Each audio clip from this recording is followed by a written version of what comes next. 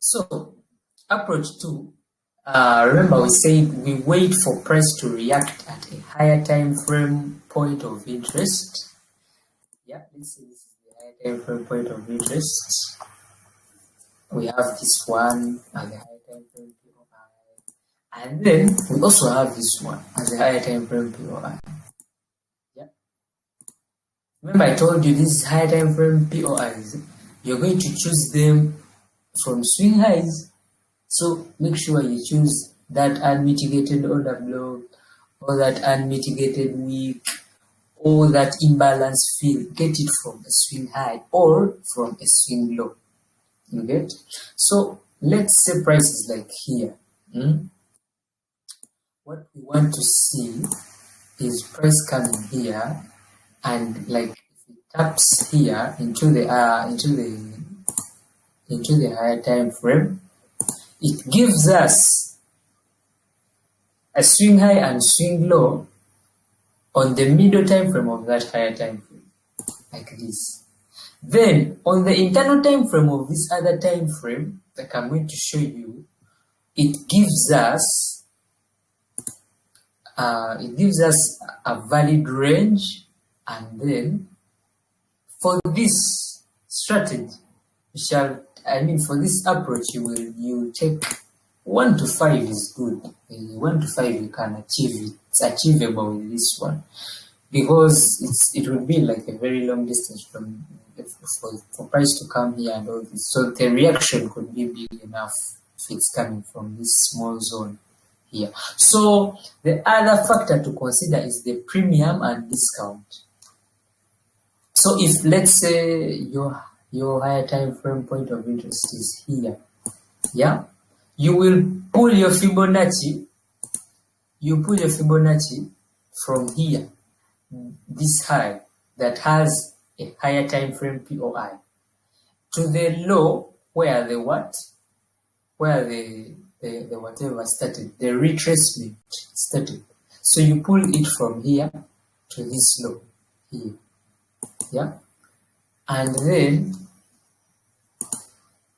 here we get this is the premium, and then this is the discount. Now the logic behind this the approach 2 is that price is fractal, and for it the reason as to why it has it has a high win rate of like 80% is that for it price first taps into a higher time frame point of interest, and for it to tap into a higher time frame point of interest, we must consider that higher time frame point of interest, like that swing high, we must consider that on its middle time frame it gave us a bearish QM. Must have given us a bearish QM at that area. Yeah, must have given us a bearish QM at that area, meaning like this would be a valid range if we have a bullish QM here too. Now see how price comes into that area at that bearish QM, and then it gives us on the internal time frame, the internal time frame of the higher time frame here, it gives us a swing high and a swing low, and then also on the internal time frame of this internal time frame of the higher time frame, still it gives us a valid range here. Yeah, so when it gives us all those requirements, like it fulfills all those requirements, there's a lot of backup according to the fractal nature of the market for it to like actually work out. Like it's having a lot of backup. There are a lot of confluences, but rather than just choosing ranges out of the blue like how I've been showing you, that one has a low rate because you're not even following the trend, you're not even looking at the higher time frame perspective. Remember, the higher time frame is stronger than the lower time frame, so it could give you losses because you might be looking at the lower time frame, you're seeing bearish ranges, yet on the lower time frame you're in a discount level, so you end up losing in all those bearish ranges that you're using because you didn't look at the higher time frame. So that approach one is for lazy people. So but again, if you're lazy, you can take it. That win rate is also not bad. It's not bad.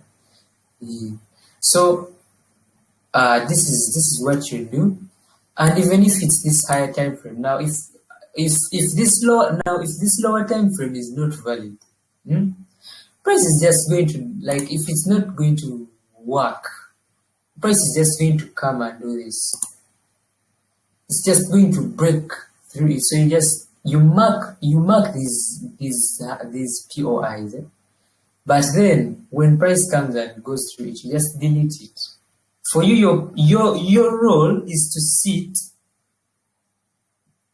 mark your higher time frame points of interest, and then sit and wait for price to tap into them.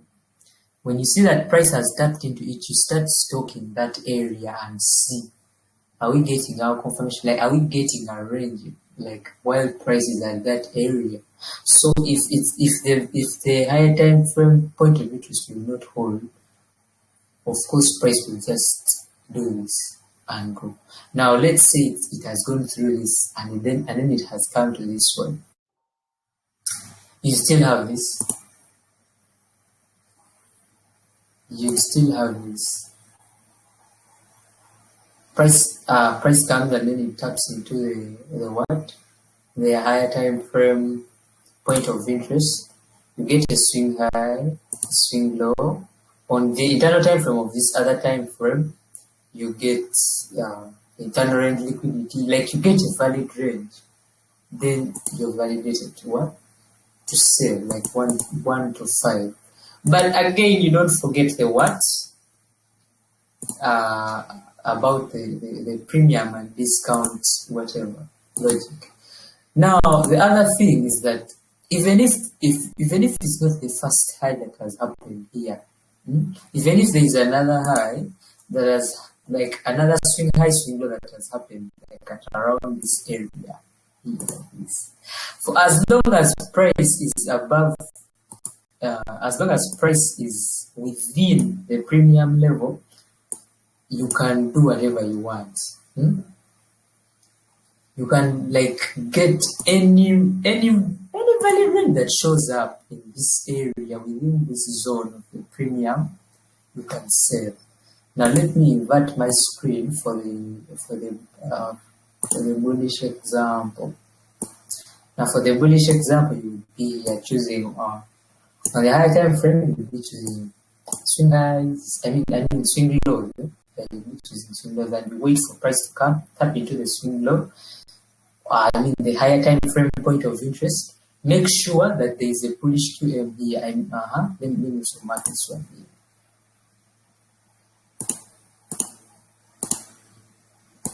Make sure that there is a bullish QM here and also here for that higher time frame point of interest to be valid. So when price comes and taps into this, or maybe also price comes and taps into this, you know what to do. You just go to the internal time frame of this high time frame and then start getting ranges. Now see, this is now the premium, now this is the discount, since we are in bullish example.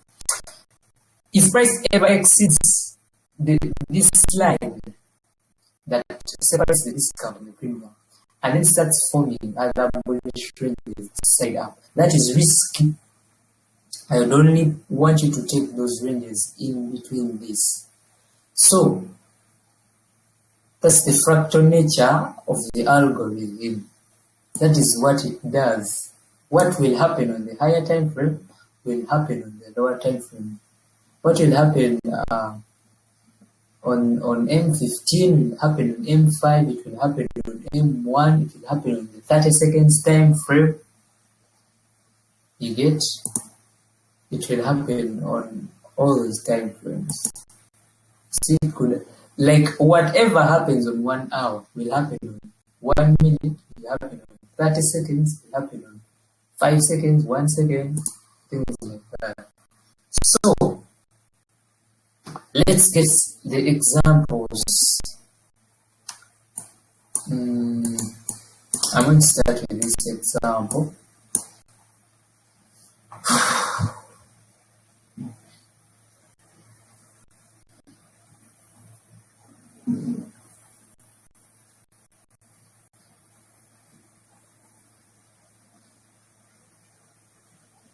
Okay, I'm going to start with this example. Where is it?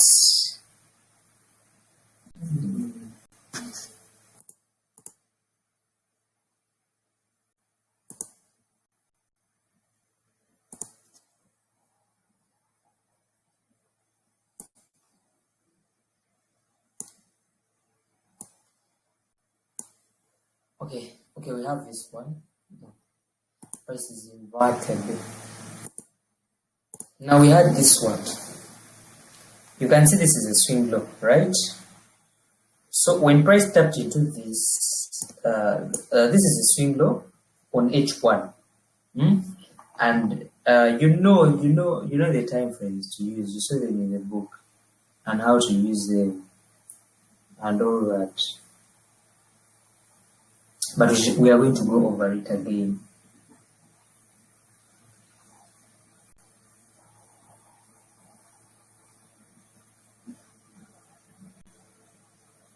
So remember, I was saying the internal time frame for H1 is M15, right? Now, in this approach, if your point of interest is H1, of course, the internal time frame is going to be M15. But again, that M15 is the one you're going to wait for price to tap into the POI and get swing low, swing high. Now, if you've gotten your swing low, swing high on M15, you go to M5. Yeah, you go to M5 for the range. Now, for that, for the H1 case, it's different. You can do that if maybe the point of interest is very big. Now like how you can see this one. Then you can use M5 for the swing low, swing high. So we had our higher time frame POI, and then we waited for price to come and tap into it. But then on the internal time frame, we have to ensure that there is a valid what? Bullish QL here. And then here we had it. Yeah. And then when price tapped here into the higher time frame point of interest, we started looking for ranges. Yeah. Started looking for ranges within the discount. So now here we had this.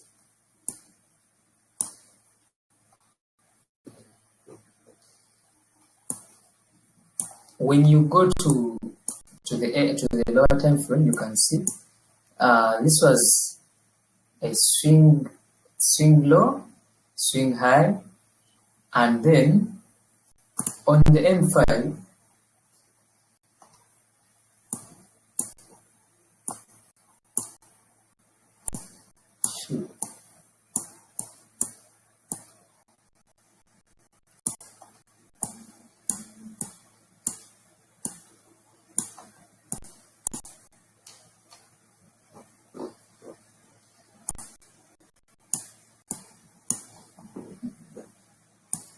you can see it's the same theory as the approach one, just that for it you have to, it's the same theory as it one, just that for it you have to wait for price to come and tap into a higher time frame point of interest, and then you do the approach one after price has tapped into a higher time frame point of interest and also is in a what? A discount level, or in a what? What is it called? A premium level for sales. So here we had a valid valid range. We had a bullish QM, internal range liquidity, and then we had the bearish QM, and then we got our entry. Now this one, you just target 1 to 5. 1 to 5 is always a sure. Yeah. Now you see the reason as to why you should not set break even. The reason as to why you should not set break even is because now look, price went up and then it came back to entry point, and then it went up, and then again it came back to entry point, and then finally it went up. So someone that would have set break even wouldn't have made any money. Yes. And to me, break even is a loss because they take your commission. You don't make money, but again they chop your commission from your account. So it's still considered a loss. Let me go to the next pair.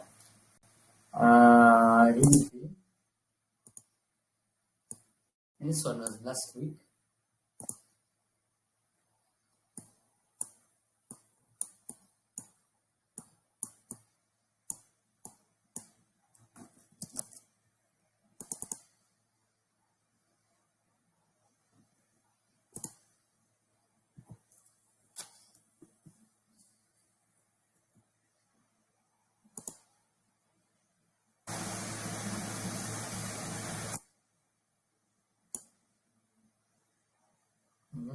This one will show.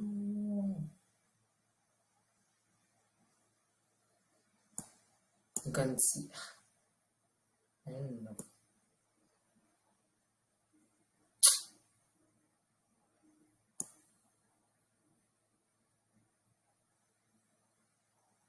Let's do this.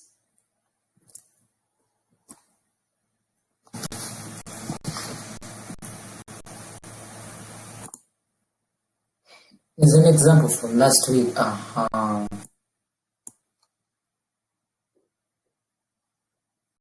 This one gave us 3 trades. 3 trades. 1, 2, 3. Why? Because all this long price was in a what? In a discount level. So you just mark these POIs like this, and you mark it in its time frame, so that by the time price comes and reaches that area, you know like the lower time frame to go to for swing high, swing low, and the lower time frame to go to for the internal, for the range.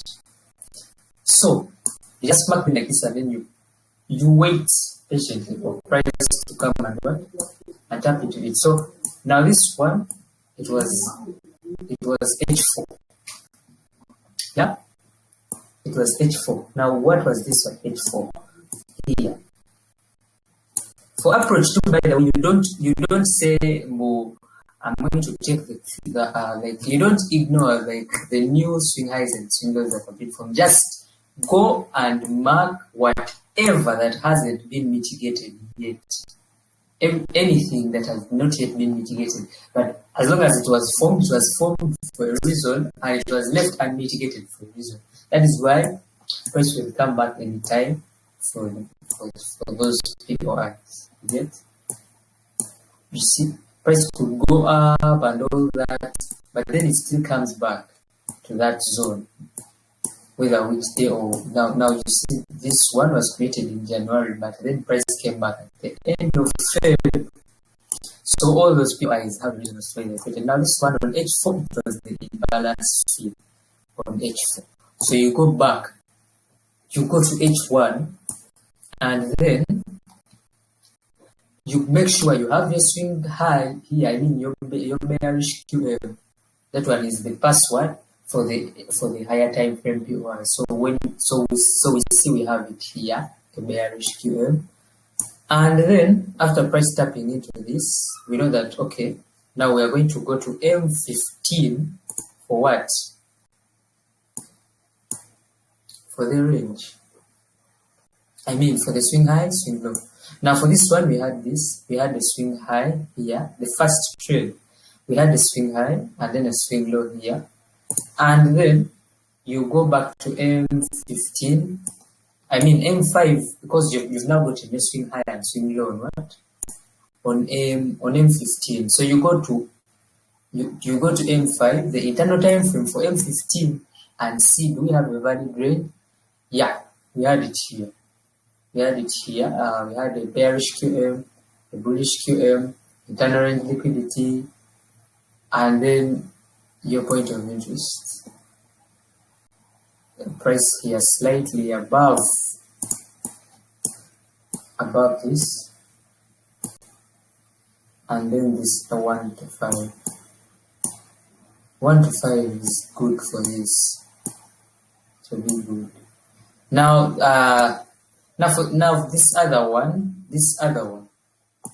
this other trade, you can see.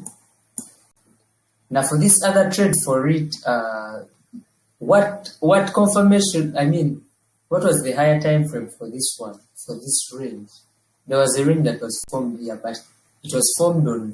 I mean, its swing high and swing low was formed on H1, as you can see.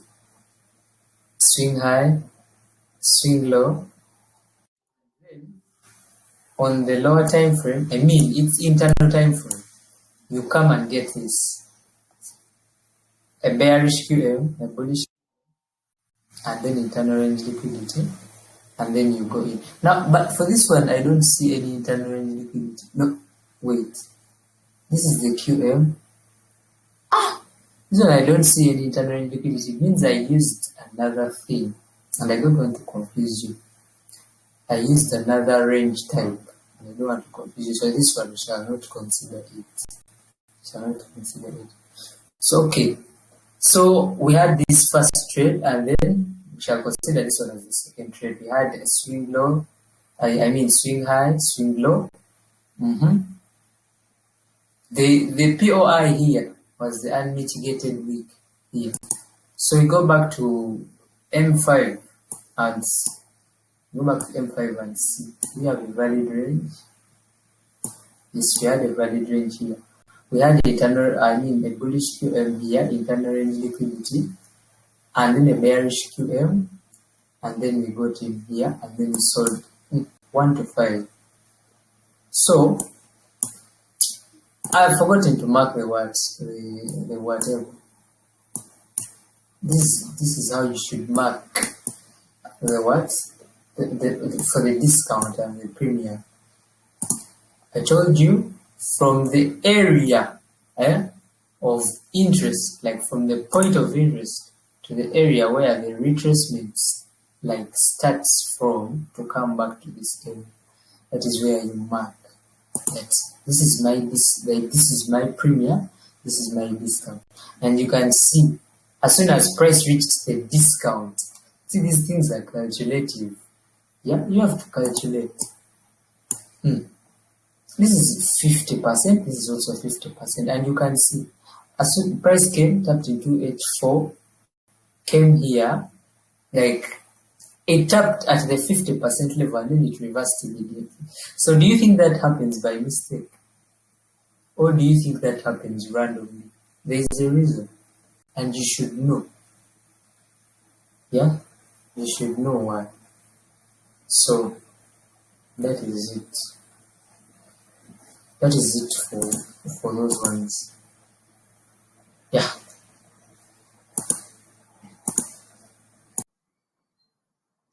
So first of all, I'm going to start with approach 1. Yeah, I'm going to start with approach 1. The one with a low win rate. It has a low win rate, but it has more opportunities. Yeah. So for it can give you like 80 risk to reward ratio by the end of the week. But then its win rate would be like 70, 75, 65. Yeah. So I'm going to give you examples from today's trade. I'm going to start with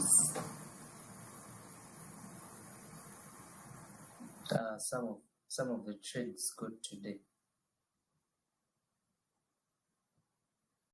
You can, by the way, you can apply these on any pair.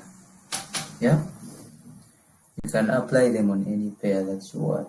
So the first step is to find. Remember, we say the first step is to find the swing high and the swing low.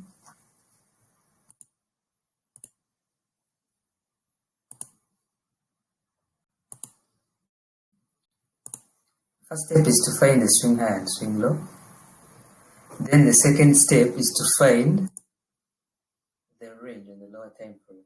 And remember, we said that every time frame has its internal time frame. So when you get a swing high, let me first put the illustration here. This is how you're supposed to do it.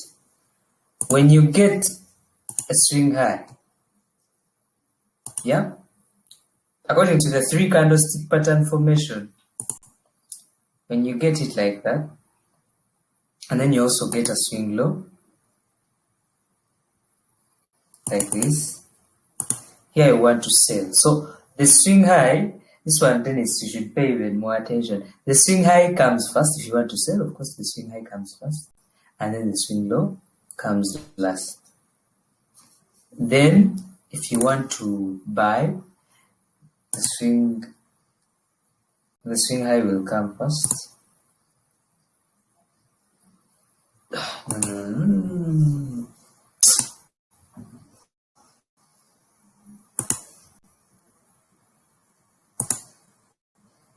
If you want to buy, it will be like this,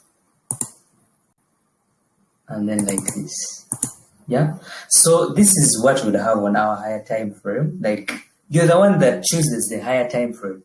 You can choose the 5 minute. When you choose the 5 minute as your higher time frame, its internal time frame will be the 1 minute.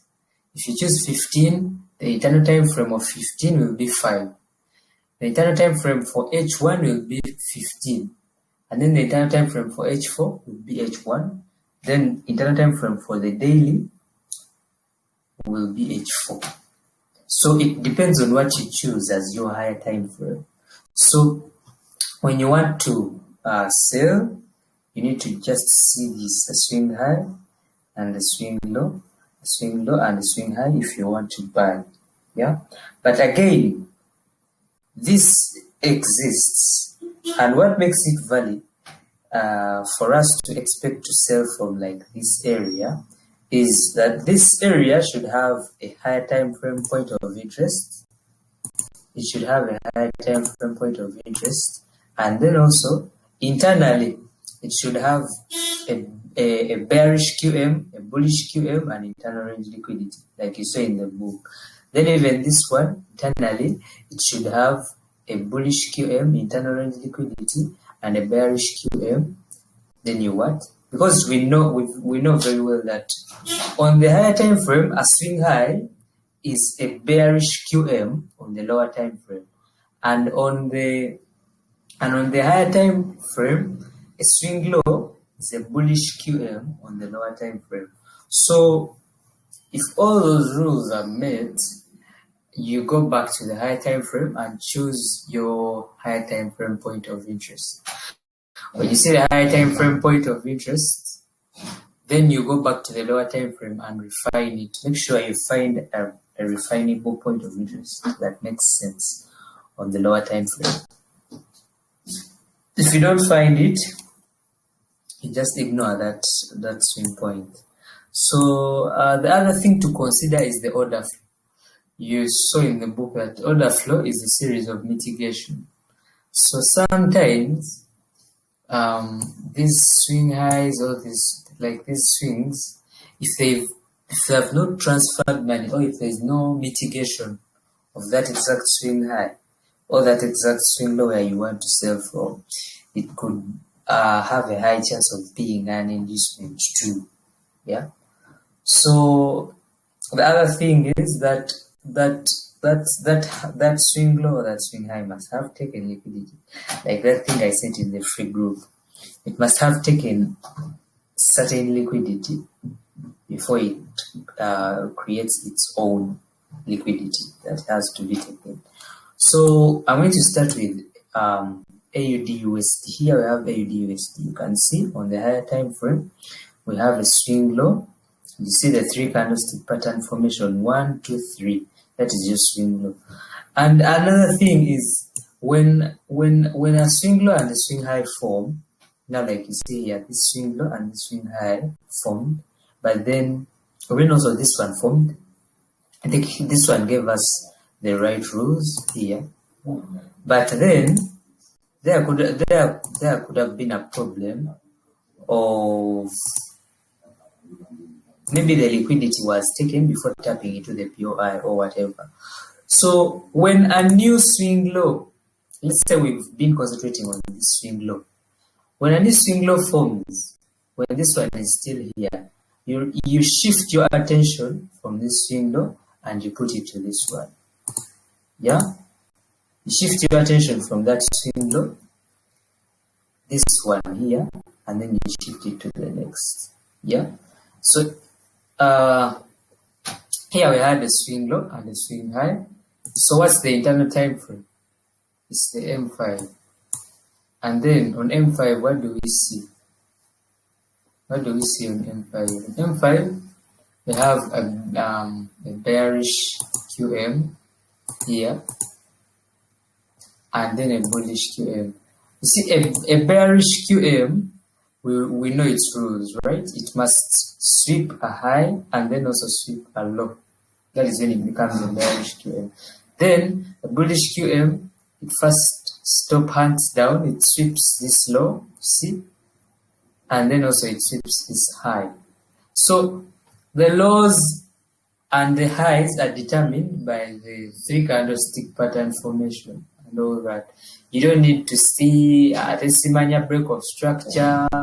You get, it's just as simple as that. Just use the 3 candlestick pattern formation is what you use. So here we had a bullish QM. So we had a bullish QM here, and then also a bearish QM here, and then we also had the internal range liquidity. Now this one is the inducement. Yeah, it's an inducement because people will come to this area, especially smart money traders. I don't know why their theory tells them to buy from here, but I think it works for them like 30% of the time. I don't know. So after having all of these rules met, I went back to my higher time frame to see the point of interest, and the only point of interest that was here was an unmitigated wick. You see? And remember, we say an unmitigated wick should be the middle candle of the 3 candlestick pattern formation in the higher time frame. So you can see it very well. It's not mitigated. You see why I tell you that you should choose the what? The unmitigated wick in the middle. Is that not that every unmitigated wick has a meaning? Now like this one, someone else would have taken this one. Anti-Yeba Mugamba, that you take the closest POI to the liquidity, but this is not an unmitigated wick. You can't consider it unmitigated, because the logic behind an unmitigated wick is that if you have a footprint chart, like a chart where you can see the number of buyers and sellers in the candlestick, you will see that in this candlestick, at this point of the week, there are trapped sellers. There were people that were trying to push price down and they ended up being trapped. Now, price comes back to this level of this unmitigated wick to induce more sellers, or for these sellers to hold on to continue pushing price down, yet price is going to go up. That is the logic behind the unmitigated wick. Yeah, that is why it should be this middle candle. You cannot take this one. It doesn't make sense logically. So after you get this, your higher time frame point of interest, you go back to the lower time frame to see whether you can refine. Now, already it's now the one on the lower time frame is even bigger. So you just wait and take it from here. You put your stop loss be slightly below this, yeah, because most of the time price might come here and still do something. So you put it a little bit far away from this low that you're entering from. Then your maximum target should be 1 to 5. Never exceed that.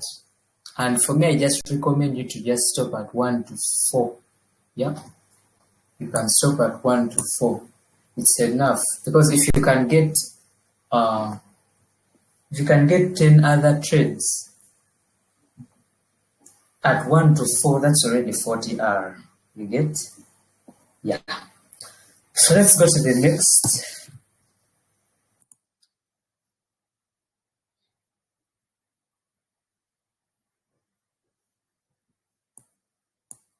Now this one, I'm just going to go through the trades that would have actually happened. I'm not going to go structure by structure and all that nonsense, no? I'm going to go to the trades that would have actually happened, like the trades I actually saw, maybe the swing highs and swing lows that I actually saw. So this one, wait, we decided that our higher time frame is going to be what? The M5, you see? Now on the M5 here, I saw this swing low, right? And then a swing high here.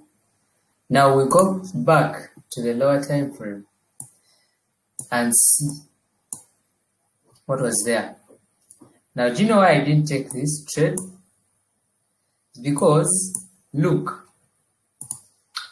when you look at this, is it a QM? It is not.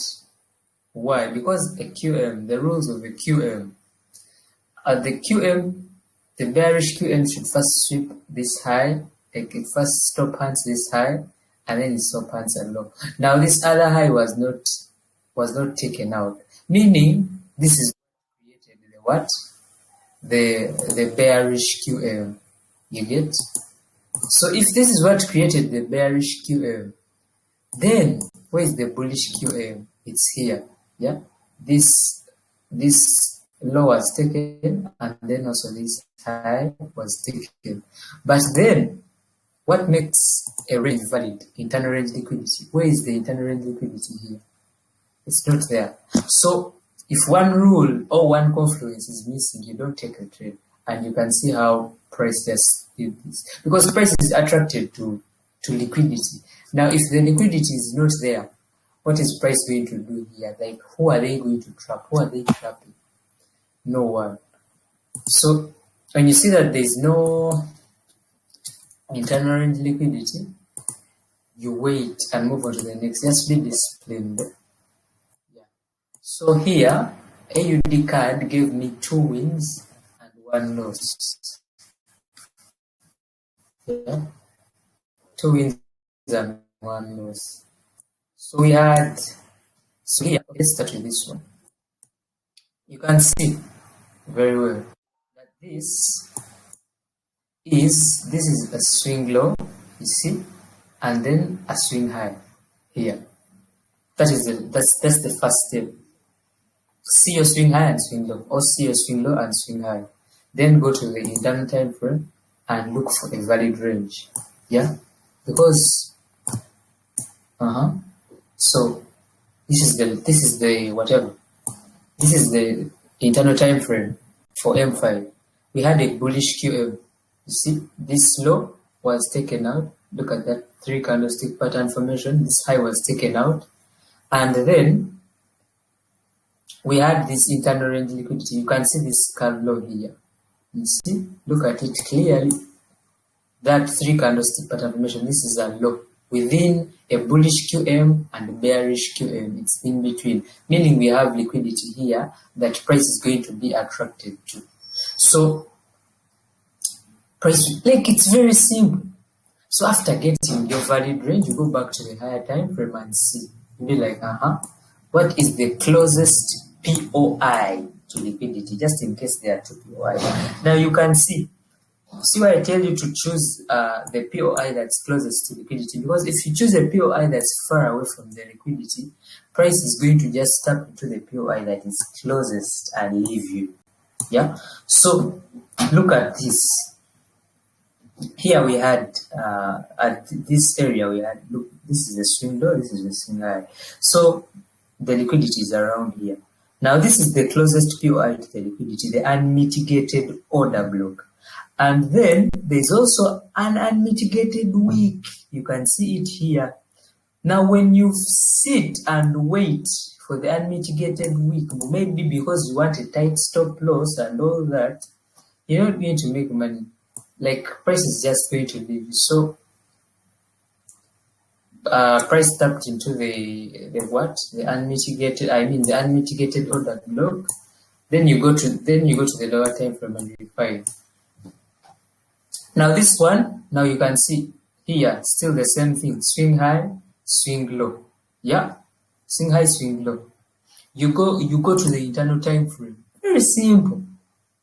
Very simple. You go to the internal time frame and see what was there. Now this one would be a little bit tricky. You can see now this broker gave me a 3 candlestick pattern formation here, but then you would go to another broker, like, that is why you should compare the candlesticks for like forex.com, FXCM, and Oanda.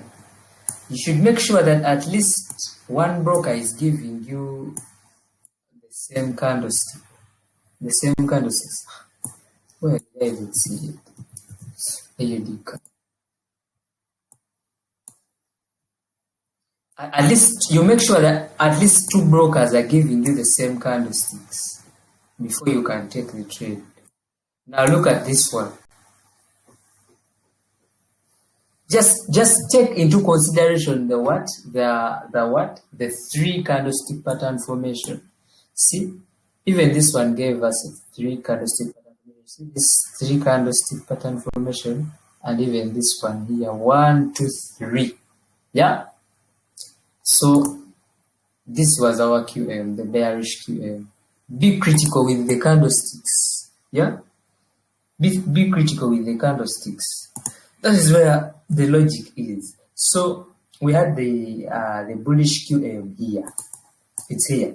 1, 2, 3 taken out.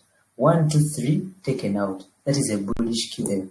And then we had the internal range liquidity here. Like this was the last high before the main high. So this is the internal range liquidity. Let me go back to the one.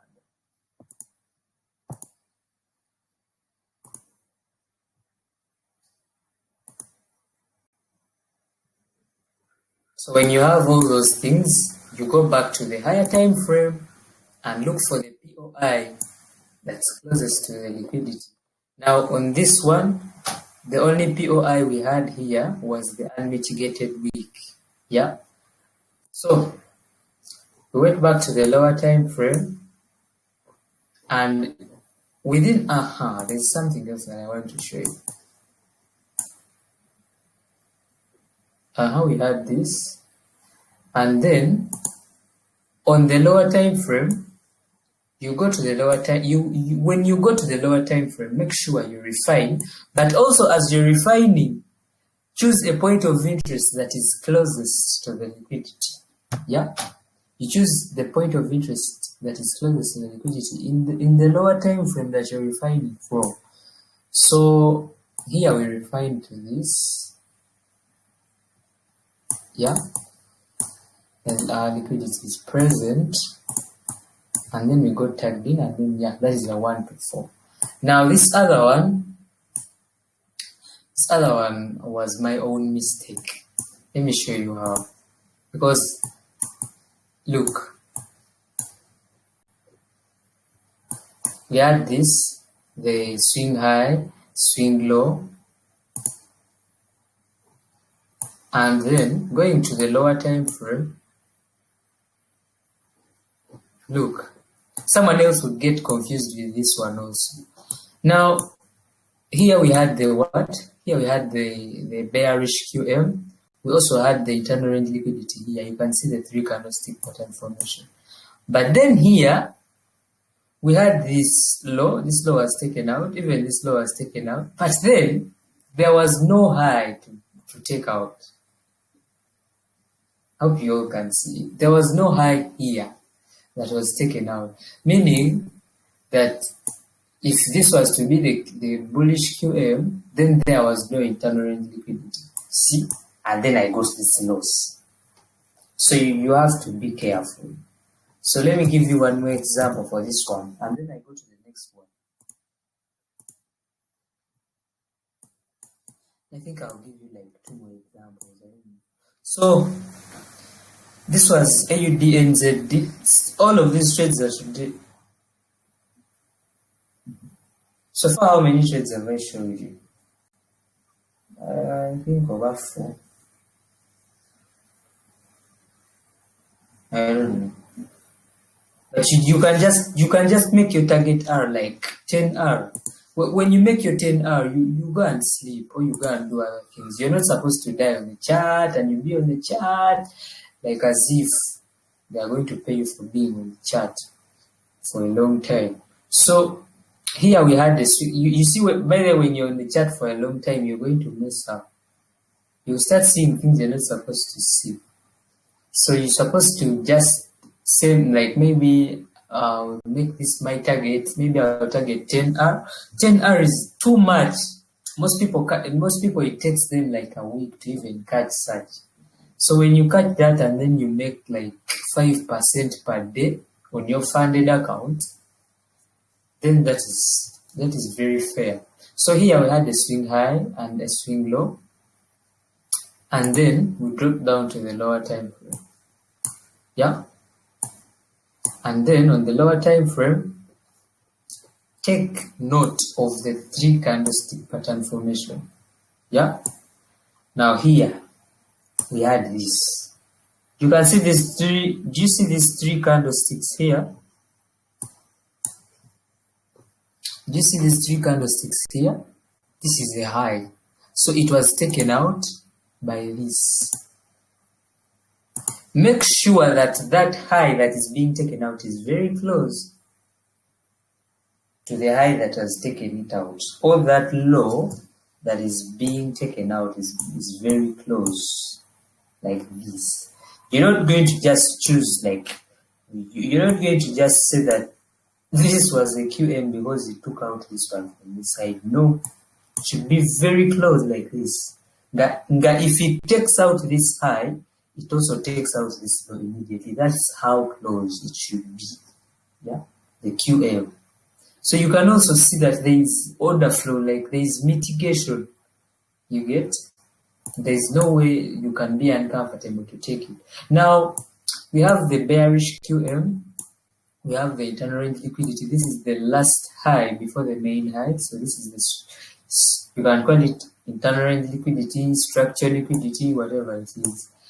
And then we had this low taken out. Yeah, it was this. Was it this one? It was this one, and then this high was taken out. So the valid range was there. You go back to the higher time frame for the what? For the POI. And then when you reach the higher time frame for the POI, we have it here. The POI that is closest to the liquidity. You see, here we had 2. We had the unmitigated wick, and then also we had the unmitigated order block. So you go back to the lower time frame to refine. Yeah, you go back to the lower time frame to refine, and then here on refining we had this unmitigated order block here. It was the what? It was the point of interest. So you enter from there, you target either 1 to 3, 1 to 4. 1 to 5 is risky, but it's okay. When you reach 1 to 4, you set break even if you want to target 1 to 5. So you can reach it, but it could be rare. You see? Now you see you see why I tell you to target a specific risk to reward ratio is that price is not meant to move. Like I don't know. I can't say it's not meant to move like that, but most of the time I've recognized that price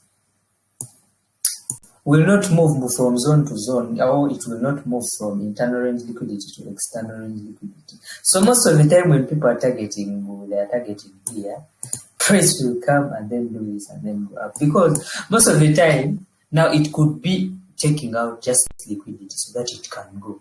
Yeah? So that it can go and also maybe take out this liquidity, or it can come and also take out this liquidity.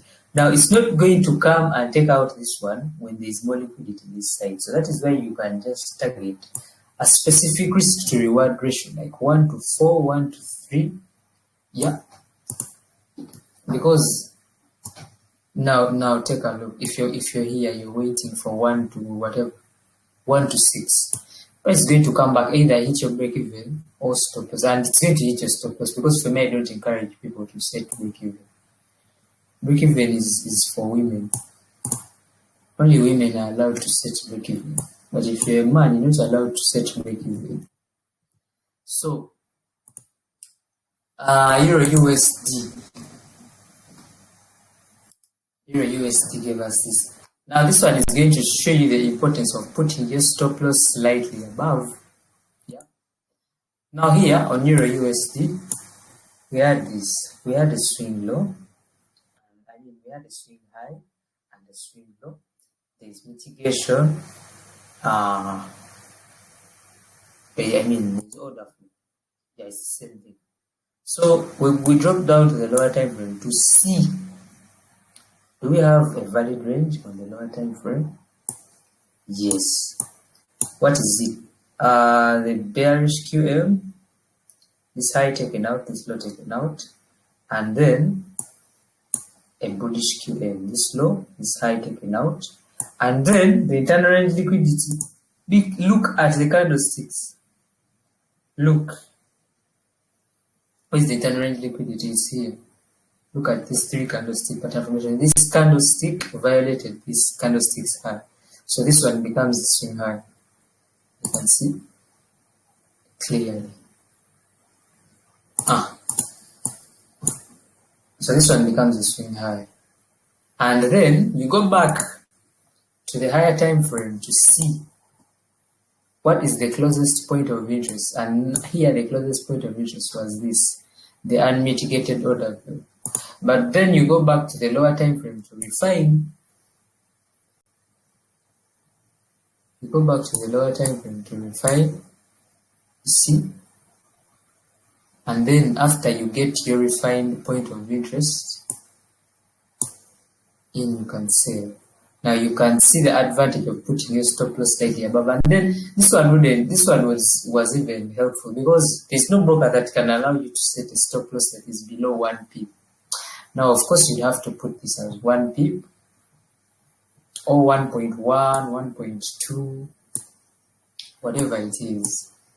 And then you get yourself either 1 to 3, 1 to 4, or 1 to 5. Yeah? So, those are the examples that I'll give you for the approach 1.